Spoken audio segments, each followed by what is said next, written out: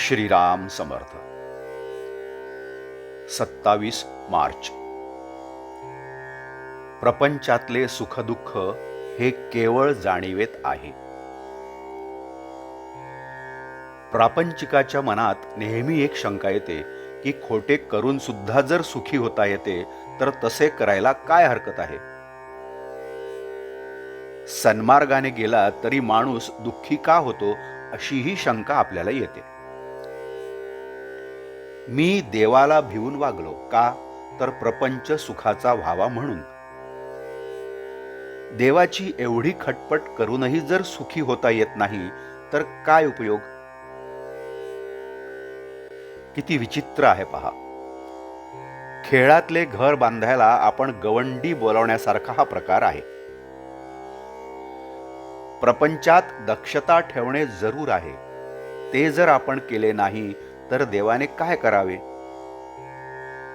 भगवंताचा साधन म्हणून आपण उपयोग करतो आणि शेवटी साधनालाच दोष देतो. साध्य बाजूलाच राहते. भगवंत विषय देईल पण त्याबरोबर त्याचे दुःखही देईल. एक जण मारुतीरायाला सांगून चोरी करीत असे. तो एकदा पकडला गेला आणि त्याला शिक्षाही झाली. तेव्हा तीही मारुतीच्या संमतीनेच झाली असे नाही का. मी कोण हे जोवर आपण ओळखत नाही तोवर वैभवाच्या शिखरावर जरी गेलो तरी आपल्याला समाधान मिळणार नाही. ज्याच्यापासून प्रपंच झाला त्याला ओळखता आले पाहिजे.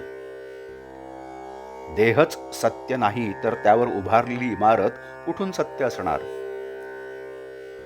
ठिगळे लावून आपण आपला प्रपंच करतो, मग त्यात कमतरता आल्याशिवाय नाही राहत. कोळसा उगाळून पांढरा रंग मिळेल हे म्हणणे जसे वेडेपणाचे आहे तसे प्रपंचात सुख मिळवीन हे म्हणणे आहे. सुखदुःख हे जाणीवेत आहे.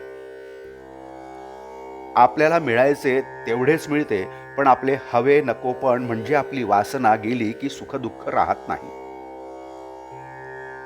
वासना मारायला भगवंताचे अधिष्ठान हाच एक उपाय आहे. वासना ही लाडावलेल्या कुत्र्याप्रमाणे आहे. तिला नुसते हडहड करून ती बाजूला जात नाही. पण तेही बरोबरच आहे, कारण आपणच तिला लाडावून ठेवले आहे म्हणून भगवंताच्या पूजेच्या वेळी सुद्धा ती देवघरात येते. बरे, चांगली वासना तेवढीच आत येऊ द्यावी असे म्हणावे तर तिच्याबरोबर वाईट वासना ही हळूच आत येते.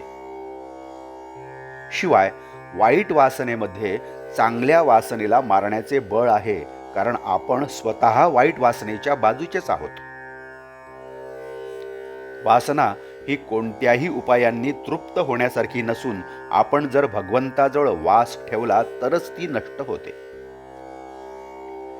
मी करता नसून परमात्मा करता आहे अशी भावना झाल्याशिवाय मन भगवंताला अर्पण होणार नाही. ते अर्पण झाल्याशिवाय फळाची अपेक्षा सुटणार नाही आणि फळाची अपेक्षा सुटल्याशिवाय जीवाला शांती मिळणार नाही. आजचे बोधवाक्य. वासना म्हणजे देवाच्या विरुद्ध असलेली आपली इच्छा. जानकी जीवन स्मरण जय जय राम.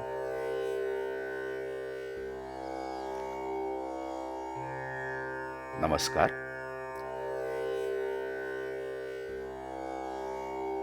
माझं चॅनल कृपया सबस्क्राईब करावं. धन्यवाद.